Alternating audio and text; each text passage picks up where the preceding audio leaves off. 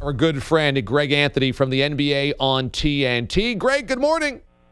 Hey, good morning. How are you, my man? I'm doing good. Thanks so much for joining us. And it was interesting because last night LeBron passes MJ in the all-time scoring list, but the Lakers lose again, which kind of seems to encapsulate this season. LeBron's personal greatness notwithstanding, the Lakers stink. What do you think is the biggest problem with the Lakers actually on the floor?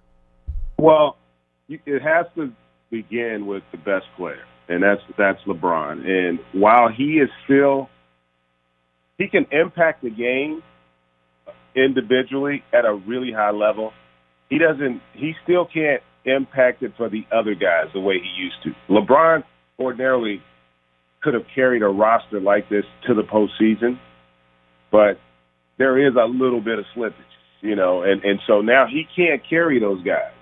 So he can't make up for the mistakes that others have made on past teams. On this team, those other guys have to get better in order for him to have success. He can't do it. And right now, those other guys, they don't have the ability to have an impact on a high level. Ingram still, really struggles along with Kuzma defensively. They haven't shown the kind of effort on that end that you need either. And I think that's another area where, from a coaching standpoint, they're going to have to put more of a point of emphasis. They just right now, they can't compete defensively. They have no chance to get stops in big moments, and it's got to be ugly and disappointing because I thought this was a team that would make the playoffs. But that's an area, if you're a Laker fan and you're that Laker front office, you're going to have to address quickly in order for those guys to get to that level. Did you think it was a problem that Rondo was not sitting with the team last night or was sitting a couple of chairs away? Absolutely. That does have an impact because of what you're trying to accomplish here. When you sign up for this team, obviously Rondo's expecting they're going to make the postseason. He's going to have a significant impact on that roster, what have you. But as a veteran player, as a guy that's won championships, you've been on this journey as well. He's been in this situation early in his career where, trying to get his team to the next level, veteran guys were able to help him. He's got to be a leader. He's got to show guys how to handle adversity. You can't separate yourself from the team in that manner. And as a point guard, as a leader that Rajon Rondo has been, he's got to take some ownership for that. No doubt about it. Greg Anthony joins us, the NBA on TNT. LeBron said after last night's game that passing MJ in the point-scoring list ranks up there with title wins. I wonder how much he's telling the truth there, if he's being genuine there. Do you think something like that could ever rank up with winning a title? I don't know if it could rank, but I will say this. If you think about who he passed, there's only 3 other guys in front of him in the history of the game. So, all those guys on that list, with the exception of Malone, have won championships. And so when you get to that level, it's an incredible honor. And it does resonate in terms of your career, in terms of the impact you've had on the game. There is no doubt about that. I absolutely believe that. And it's not a selfish thing from a point standpoint because that's never been about LeBron's game. He's never been, that alpha male scorer. But the fact that he hasn't been, and he's on that list, because, again, he's the only guy on that list that isn't the alpha male scorer. So, the guy deserves a lot of credit for the impact he's had on the game. Do you believe in the Celtics in the postseason?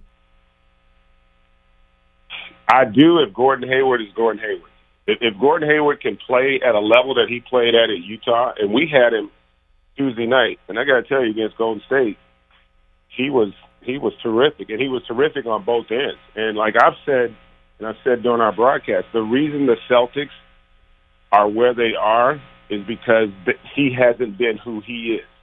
Jason Tatum is a great young talent, but he's not ready to be the second-best player on the team that can win a championship.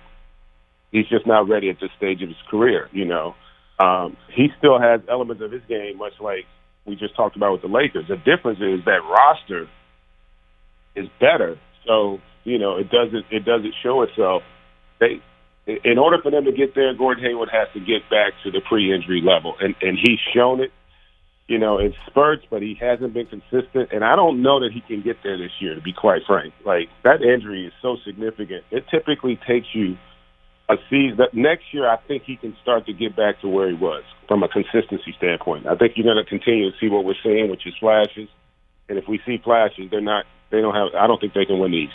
From what you saw against Golden State and what you saw from the Warriors and seen all season long, do you think DeMarcus Cousins is an awkward fit in the playoffs for what the Warriors do? That's a really good question. And watching them, he's going to – listen, they didn't just sign Andrew Bogut because, he was a part of the championship teams. They know that they're going to need some help at that center position. And it's not that DeMarcus Cousins, again, just like Gordon Hayward, he's just not the guy we've seen in the past. And it may not be until next year that he starts to get back. So they have glaring areas against certain matchups where when they play against teams that can defend and have great guards that can make plays consistently, those are teams that are going to give them trouble because they're going to exploit DeMarcus defensively. You're going to get, great rhythm looks if you can attack him.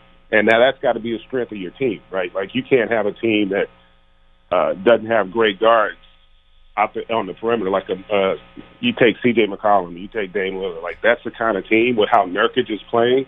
Not that they beat them, but they'll give them a lot of problems. And that's Steve Kerr knows that. Their coaching staff knows that. Their front office knows it.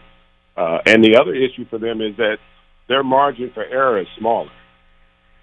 Okay, remember when they started this thing, they had a gap between them and the second best team in the league and the third best.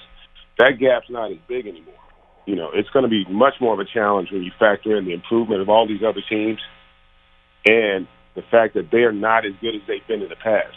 Now they still got a great core, but that not having that edge, if they're not right, they can be got in the postseason, and I think they know that.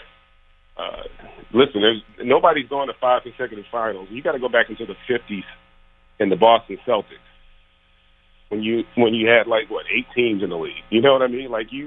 It's a different era, and these guys and these teams are coming, and for them to have a chance to get to 5 consecutive finals, man, that says a lot about just how dominant their run has been. NBA on TNT analyst Greg Anthony joins us on the show. I was excited when I saw that you were joining us because I saw this story about Adam Silver saying that a lot of the players of the NBA are unhappy right now. That might be because of social media and the modern day that we live in. And I said, this is a really good question to ask Greg because he's thoughtful and he understands kind of the culture of the league. Do you find that there's truth in what Silver was saying, that players today different than perhaps players in your day in terms of just overall unhappiness? Absolutely. You know what it is? I've been thinking about this. Look at it from this standpoint. The top athletes, the top entertainers, you basically get cyber-bullied. Think about it. If you had to take and listen to some of the vitriol that espoused from fans and people who don't like you, and you got to read it every day, it definitely will have an impact on you. It just would. We see it all the time, and it is the era because when we played, you could get criticized in the paper, and something might pop up on television or the radio, but you were conditioned for that. But when you get it constantly, the way these guys do now, and I know I heard Charles say that it was stupid, but Charles is not on social media. Right? So, he doesn't get that. He gets the normal stuff that, everybody is growing up. These young people today, they grow up with far less privacy. And so put yourself in that situation. If you were constantly being personally attacked and you had to read that and hear about it and listen to it, it would absolutely, I think, have an impact on it. I actually thought it was really good from the commissioner to go there because that's something – how many times have we had athletes and entertainers come out and address these issues? So to think that if it can affect other people, it wouldn't affect an athlete is kind of foolhardy. It absolutely would. And so that's just the environment we live in. I think what's going to happen over time is our athletes will get more and more comfortable with it because they're dealing with it at younger ages. This stuff starts in 8th, 9th grade.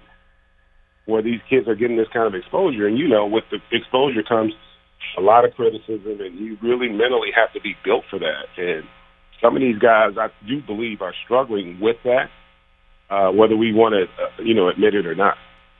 I agree. I think even you and I see this in where we stand as analysts around it, but also when Charles kind of criticized the idea that's so stupid, in the same breath he said, I've never seen anybody more miserable than Kyrie Irving, which kind of made the point that Kyrie also is unhappy for whatever reason, catching flack, catching criticism, but I think that there's a real truth there. I know that you got to go.